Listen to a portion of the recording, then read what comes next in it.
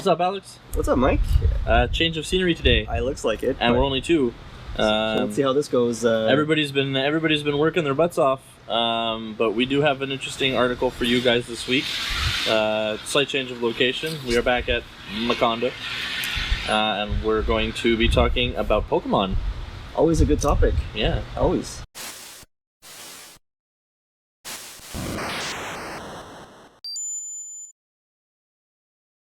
So we'll be talking about Pokemon Go and Pokemon Sun and Moon today. Okay. Because there's some interesting news on both fronts. Have you heard about the interesting news for Pokemon Go? Are you referring to the E3 announcement that they will be talking about Pokemon Go unveiling at E3? I have heard. It actually is apparently like people are gonna be. It's like apparently it's gonna steal the show. Well, I mean, I know how big Pokemon can be, but when's the last time Nintendo stole the show at an E3? That's actually a really good point. I think it was like the Wii.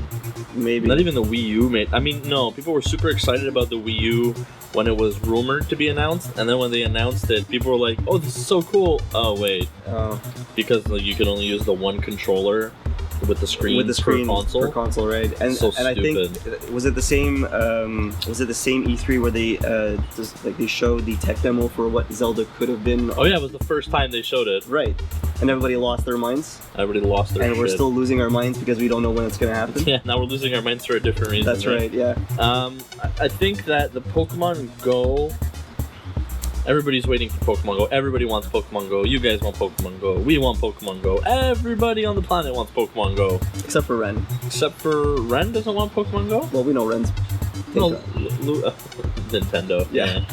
No, but I think Luis is the only skeptical person when it comes to Pokemon Go. Well, there's a healthy amount of skepticism, which is nothing wrong. I mean, you know, the product isn't out yet. We only had glimpses of the product, so we have still no real idea of what it really is. People should not let the trailer that Niantic made for the game, it's a little embellished, dictate what they think the game is going to be like, right? Because there's no way in hell that the game is going to be like 3D Pokemon, holographic Pokemon everywhere, and you just flip your phone. It's not going to work like that. It's not going to be like, oh, I see the world, the Pokemon's kind of like... Yeah, no. That's not how it's going to happen. But there's a lot of really interesting news on Pokemon Go right now that's come to light in the last week. Okay, first of all, players will be able to, and this is from beta testing, okay? Players on first launch get to customize their avatar. So you get to customize what your guy is going to look like, or your girl's going to look like, whatever the case may be. And I know what you're going to do. You're going to find some bearded mofo with a New York Yankees cap, because that is the Mike look. It is the Mike look. I got super excited that YouTuber's Life had that. I saw it. It's like, literally it's Mike. No, I'll actually just post it here. Yeah. We'll break the rules. We'll break our own personal rules. We're only doing one video this week. That's right. Hopefully we're going to do a lot of coverage of E3. We would like to. I don't know if it'll be live, but it definitely won't be live, actually, now that I think about it. But we'll be bringing you guys our opinion on a lot of the announcements that happened there. So yeah, you'll be able to customize your avatar.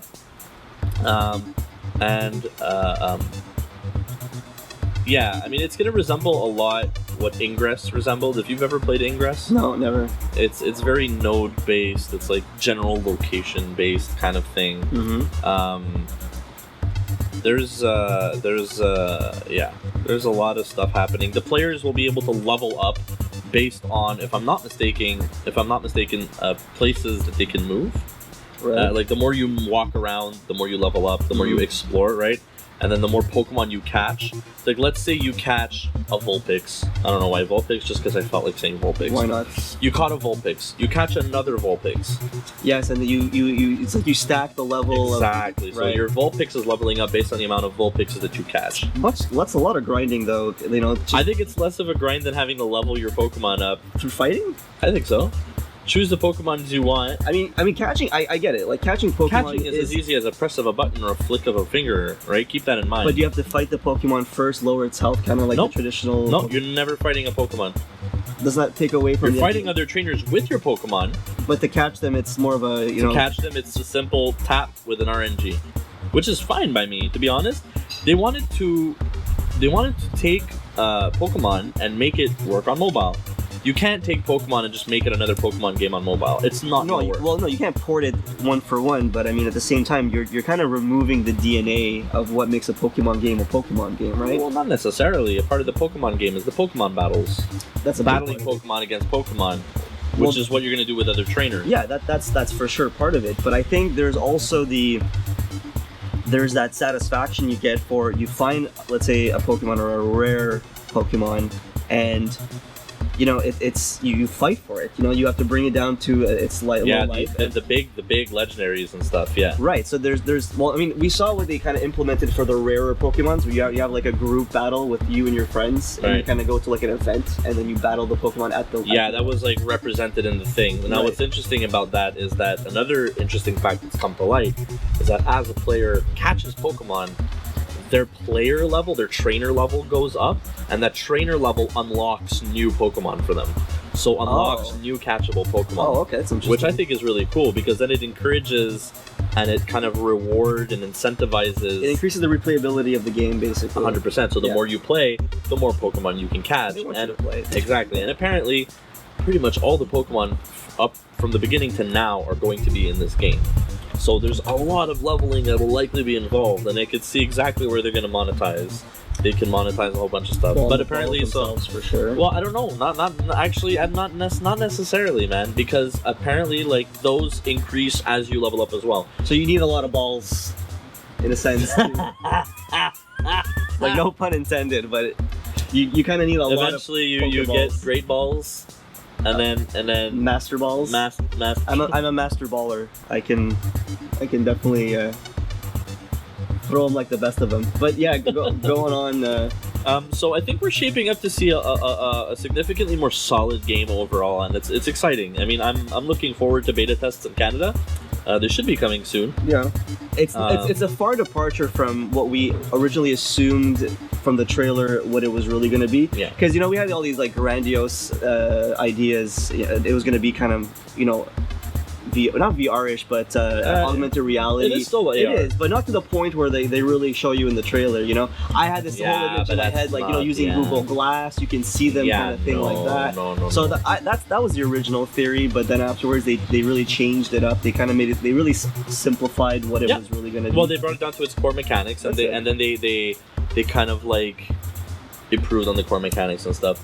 I think what would be really incredible is if at E3 they announce, and you can download it right now! They would never. Just press the button and then the world can download Pokemon Go. They would never do that. You don't think so? No. Keep in mind, it's Nintendo in partnership with Niantic Labs. Niantic Labs is the people who go, yeah? Really? But, okay, so Nintendo just says, okay, you can do it, but Niantic Well, I mean, it would be the best move in Nintendo's arsenal if they did that at E3. The same way that they launched, what was it, last year, Shenmue 3's Kickstarter, live at the Sony presentation. Yeah. They were like, and you can kickstart now! Boom! What was it, like 15 million or some stupid shit like that? Well, Square did that with Kingsglaive, not Kingsglaive, the anime, right? You say you can watch the anime tonight. They kind of like disclose it. Yes. Oh, I don't have to wait. I don't have to wait. I can watch the first episode now. Oh my god. Yeah. I haven't actually watched the second episode yet, but I should probably check and see if it exists. Yeah. So moving on to Pokemon Sun and Moon now. We have just the sound of like styrofoam. Moving on to Sun and Moon.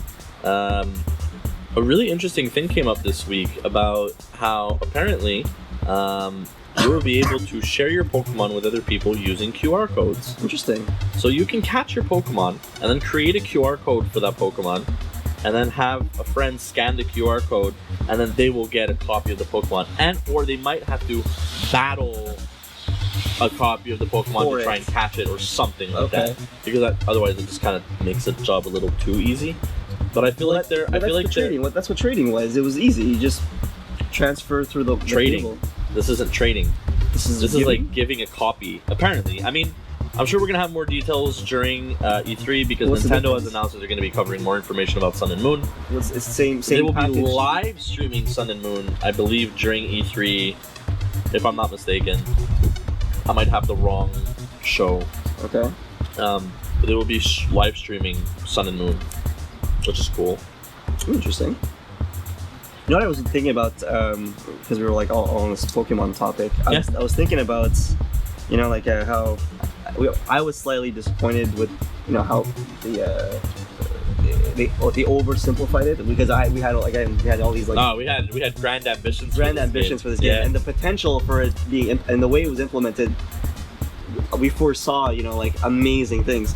And I think like I was getting to the point where I was like, where could they go with this? Like, what could be the future of this technology? What could they do, right? Right. And we had talked a few weeks ago regarding, you know, the NX and I think they're, which has been delayed, by the way, official NX delay 2017. Right. For the reason that they want to integrate VR. That's right.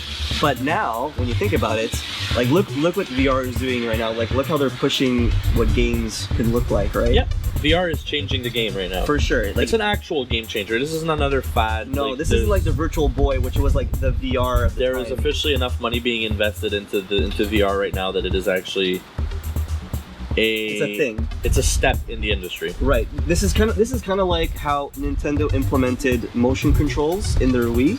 Yeah, they started the game off for everyone. That's right. And then PS introduced the Move and then it was the Kinect on Xbox. That's right. The Kinect's complete failure. They've completely cut off they removed it from the original pricing. Remember, they had said, oh, it's included, but it's going to cost you $100 more than the PS4. Yeah, it was a bad marketing. But even after that, what they did is, I think it was earlier this year, or not in 2016, but 2015, late 2015.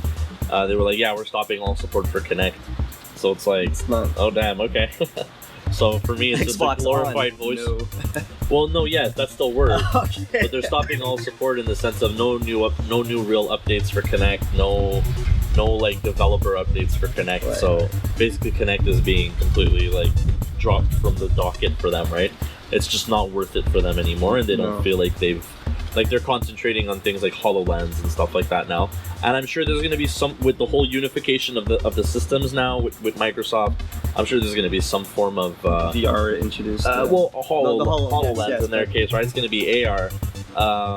There's going to be some sort of cross-platform thing with the AR. You can get the HoloLens and it'll work on the Xbox, it'll work on your PC, it'll work on everything kind of thing, you know what I mean? But we digress on my point though. So the original point is the way Pokemon would be implemented in VR. When you think about it, like you have the perspective of the trainer. We were talking about this earlier. So you have the perspective of the trainer, and then you have, let's say you call out your Pokemon, and it's like literally the 1-to-1 scale. Yeah. Of what that Pokemon. Like, you would have to set your height in the game so that you are that height. Right. And then like you would have to set like, you know, weight, age, whatever, and all your information. Right. And then like you could throw with the motion controller, just like go. So think of the Vive. Let's say think of the Vive in full. Well, imagine 3D. you look down, you've got your Pokeballs, and then when you have like that and you hover over them, it goes Charizard, Bulbasaur, Vulpix. I don't know why Vulpix. I'm like, you're obsessed with I'm into Vulpix today. Yeah. Mewtwo. And you're like, you grab with the controller and then you just throw it.